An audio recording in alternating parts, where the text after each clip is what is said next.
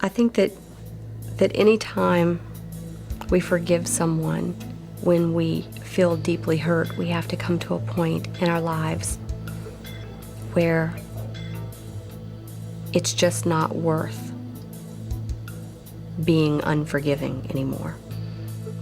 I have not come nearly as far as Debbie with her with forgiveness. I'm still angry at the men that did this. Even though one of them's dead, I'm still angry.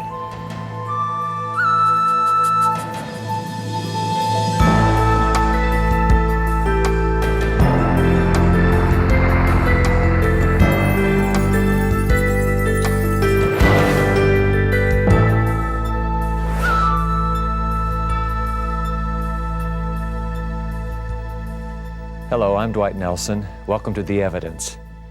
Debbie Morris's boyfriend was tortured and left for dead. She was raped multiple times by the man Sean Penn played in the film Dead Man Walking. When you've been hurt that deeply, how can you possibly forgive? It was the spring of 1980. On a typical Friday night in Madisonville, Louisiana, 16-year-old Debbie Morris was on a date with her boyfriend, Mark Brewster. It was very typical that we would go get a milkshake at the end of a date and drink it on the riverfront. And we did that particular night. We went to Batto's and we got our milkshakes and we went and sat in his car on the riverfront.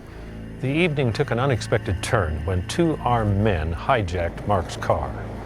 Robert Willie got in the driver's seat, Joseph Vaquero got in the back seat and put a gun to Debbie's head. They drove out of town. It was the beginning of what would be a 30-hour ordeal. After 15 minutes of driving, they pistol-whipped Mark and forced him at gunpoint into the trunk of his car. Then Robert Willie shoved Debbie into the back seat and told her to remove her clothes. And I couldn't believe it. I really couldn't imagine anything worse than what he was going to do to me. And all I could think about was just how awfully disgusting he was and what he was about to do to me. After Robert Willie raped Debbie, they headed east, away from Madisonville, Louisiana, away from home. As they neared Mobile, Alabama, they stopped and took Mark out of the trunk of the car and put Debbie into the trunk, telling her they were going to release Mark in the woods, then release her further down the road. As they led Mark away, Debbie prayed they would keep their promise. When I was in the trunk of the car, however, I heard the gunshots. I heard 2 gunshots. And I still didn't know what to think. I could hear Robert Willie and Joseph Vaquero come running back to the car, and they were shrieking and screaming like they were excited, like elated. When Joseph Vaquero removed Debbie from the trunk, she asked about the gunshots. He told her they had simply fired into the air to scare Mark. Later, she found that they had hung Mark from a tree, stabbed him in the side, cut his throat, burned him with cigarettes, and shot him in the back of the head at close range. They left him for dead, then continued east towards Florida. But realizing they had no drug connections in Florida, they turned around and headed back to Louisiana. I felt it. I knew, whether it was instinctual or just knowing Debbie's history of responsibility, I knew something terrible had happened. By this time, they started saying, "We know where we're going to take you. We know the perfect spot." And Robert would say that. He'd say, "Right, Joe, right?" And he would say, "Yeah, that's right. We know where we're going to take her. We have the perfect place." And I didn't know, of course, at this time that the place that they were talking about was a place called Fricky's Cave, which is where 3 days earlier they had taken another girl, an 18-year-old girl, and they raped her and stabbed her to death at this place. They drove down the long, isolated dirt road toward Fricky's Cave, where they probably intended to kill Debbie. But on the way, they passed an old man carrying a fishing pole. It's likely Willie feared the old man would overhear the murder. So after he raped Debbie again, They left Ricky's cave and went to drug dealer Tommy Holden's trailer. There, Debbie was raped yet again, this time by Joe Vaccaro. I was in the little living room area, and he was down the hall, and he called me down the hall. And I thought maybe he was going to show me a way out, a back way out or something. And I went down there, and he told me very politely that it was his turn to have sex with me now. After Vaccaro violated her, Debbie was tied up so the kidnappers could sleep. In the early hours of Sunday morning, drug dealer Tommy Holden sobered up enough to realize Debbie was underage and being held against her will. He demanded she be taken home. Robert Willie initially agreed, but insisted they first destroy the hijacked vehicle. At this point, Robert Willie started saying that he didn't want to let me go. And when Tommy Holden was frustrated, he walked back over to the car, and I asked him about it. I said, they don't want to let me go, do they? And he admitted that they didn't want to let me go. And I said, they want to kill me, don't they? And he said, yes, that's what they're talking about. And I heard Robert Willie say that they should just burn me up in the trunk of the car.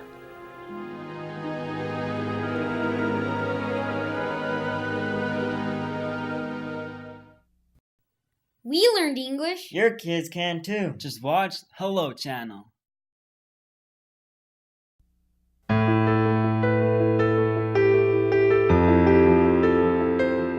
Welcome back to the evidence.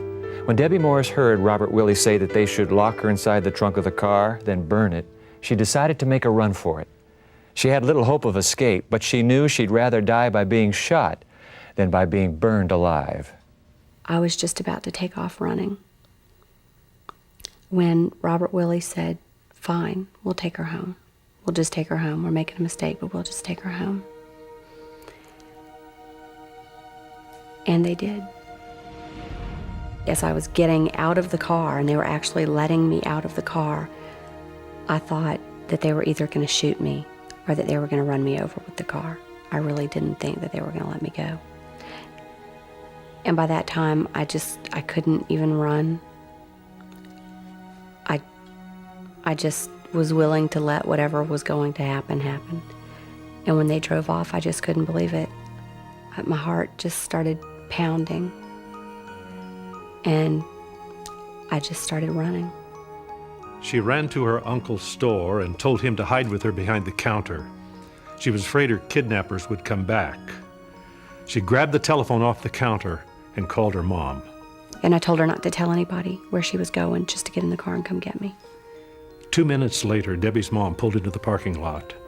She ran out, opened the car door, and the first thing both she and her mother said was, "Where's Mark?" Debbie knew something terrible had happened to him. She gave a detailed description to the police of where Mark had been left. They found him, barely conscious, but alive. Debbie immediately went to the hospital to see him. I could tell that Mark was relieved to see me. And he did certain things. He reached up to touch my neck, my throat, because he had been cut on the throat, and his throat had been slashed several times across. And I think he was just trying to make sure that they hadn't done those things to me. I was very moved at the time by the fact that Mark was the one who was lying there in such serious condition, but he still was just concerned about me. Right after the kidnapping, we went through a period where she was terrified. For a few days after the kidnapping, just to go into the bathroom alone and shut the door would have been too much for her. I think just all of her life kind of fell apart. She changed a lot from before it happened. She changed a tremendous amount. You would think that after surviving a near-death experience, in my kidnapping and rape and all, that I would embrace life and not want to put myself back in danger. when it seems, when I look back, it seems just the opposite. It seems like whatever they didn't do to me, I was determined to do to myself. There were times that I, cried myself to sleep. There were times that I felt like Debbie had been so wronged and so hurt that, would her life ever be okay? Every single night that I went to sleep, the last thing I thought about was, what if I wake up and he's there? My big fear was that somehow he would get out of prison. We had heard from one of the officers that he had said that if he ever got the opportunity to do so, he would cut her up so badly that even her mother wouldn't recognize her. I lived with that fear, and I believed him. And he had actually escaped from that local jail before. I had someone call me in the middle of the night, a hitman, that I had no idea who he was. And he said, if you want them dead, they will be. And at the time I said no. I believe that the process will take care of it. And thank God that I did believe that. During the trial, Debbie avoided eye contact with Robert Willie. On the other hand, Robert blew kisses at Debbie and made crude noises. He looked right at Mark and drew a finger across his neck. He bragged of other crimes he had committed and referred to himself as Jesse James. Like Jesse James, he was finally sentenced to death. Just the idea that there was a person who was actually going to die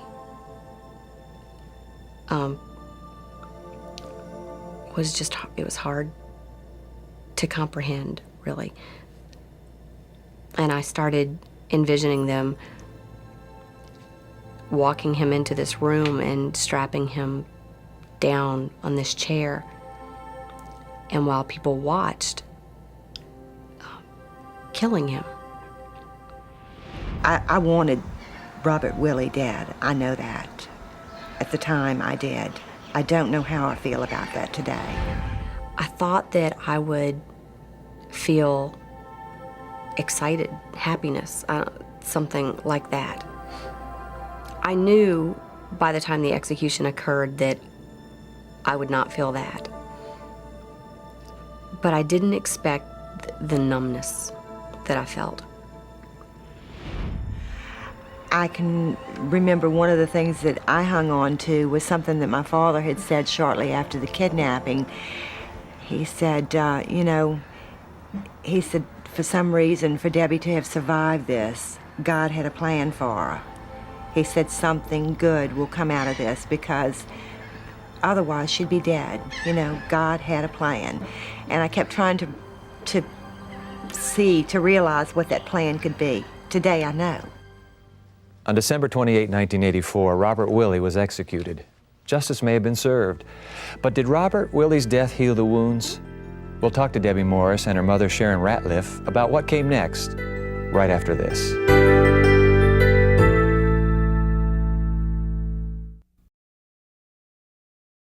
Learn English and have fun on Hello Channel.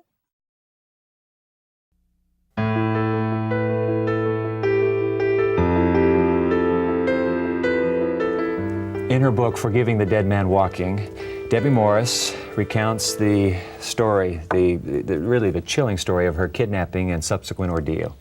She and her mother are here to talk about that journey, a journey step by step toward forgiveness. Debbie, glad to have you. Sharon, welcome to The Evidence. Our last segment ended with you describing your emotions as you came closer and closer to the day of Robert Willie's execution. What was going on inside on that day?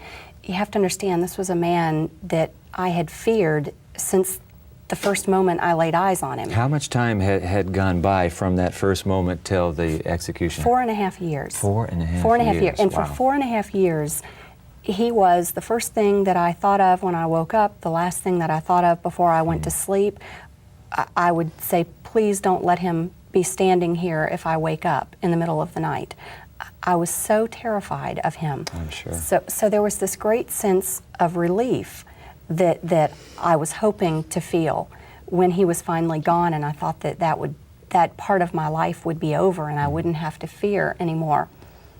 But at the same time, the closer the execution got, the more anxiety I felt about it. You wake up the next morning, Debbie. What hit you when you saw that headline announced confirming the reality? I just was numb. Like I said, it's hard to describe. Did it bring the closure you were anticipating? No. No, and that would become even more evident in the days, the weeks, the months after. What happens to a person to move you to that closure? Something must have happened. You've had closure. Right, right. What's happened? What happened along the way? It was when I just turned back to God and sort of threw my arms up in the air and said, what's going to make this better? And how can you help me now? I give up. I'm willing to let you do it. This is just so much bigger than me. Sharon, you come to the day of execution. Robert Willie is executed. You learn of it obviously the next day. The anger's gone now. No. No. What goes on happening? I thought that I would get some relief. I thought that we would all be different somehow, that this would put closure on it. It really didn't.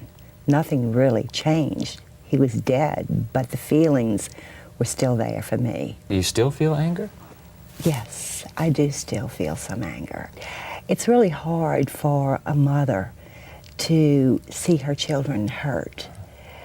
And Debbie was severely hurt and damaged by this. It's very hard. Experientially, what happens when a person forgives?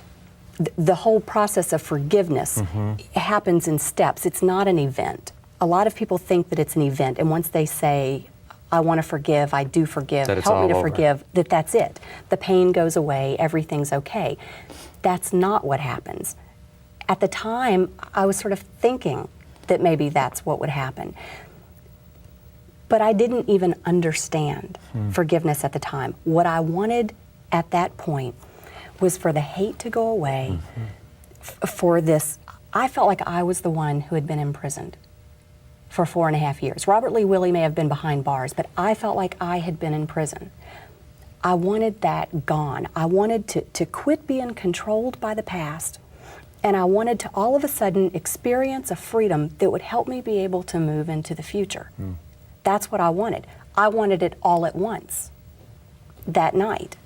It didn't necessarily happen like that, but it was a step. I did feel the freedom that came with that initial step in forgiveness. Is your journey toward forgiveness similar, or No, how not did it at all. happen for you? Basically, as time went by and I saw Debbie begin to recover, I was able to let go of the anger and begin to just be grateful that today I have my daughter sitting next to me. Is forgiveness something you simply choose to do, Debbie and Sharon? You say, well, I'm just gonna have to do it. It's a choice? I think it is. I think it's a choice that you have to consciously make. You have to set your mind to do. Forgiveness for me meant that I was no longer the one who was responsible for Robert Lee Willie's fate, for vengeance against him. Forgiveness for me was very personal. It's what allowed me to be able to move on and experience God's love and grace and the peace that He would have me have. How does God, believing in God, what does that contribute to being able to forgive someone who has wronged you so deeply? Let me go to you, Sharon.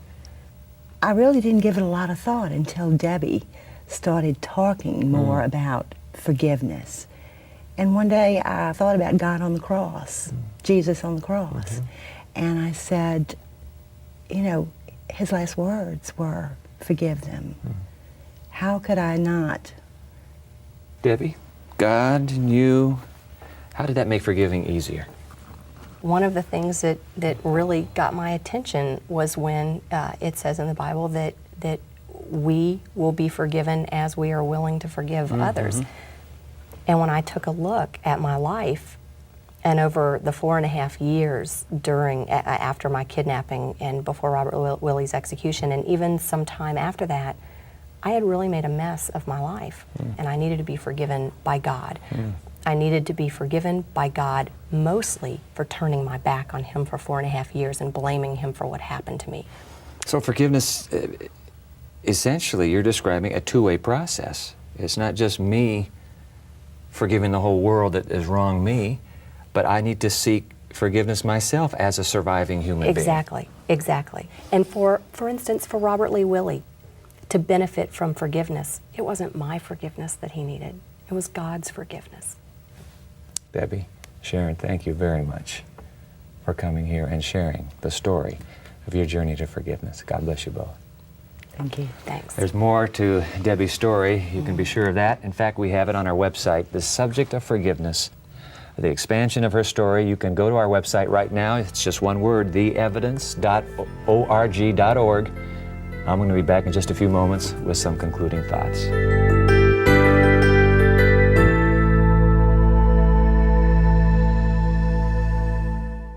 Thanks for watching Hello Channel, the fun, affordable way to learn English.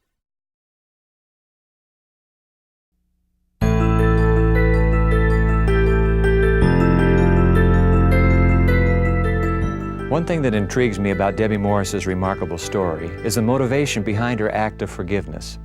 Debbie tells us she did this not because the man who assaulted her somehow deserved her pardon. She did it for her own good. In her book, she writes that a refusal to forgive would have meant hanging on to her pain, to her shame, to her self-pity. Debbie forgave in order to find healing. For her, it came as a gift from God. Now, it's true, forgiveness, whether divine or human, doesn't justify the terrible things that happen to us. Nor is forgiveness a way of pretending it wasn't so bad after all. It's a way of finally being set free from the hurt. Forgiveness is a divine way to take back our lives. That's what I think. I'm Dwight Nelson. Join us next time for more of The Evidence.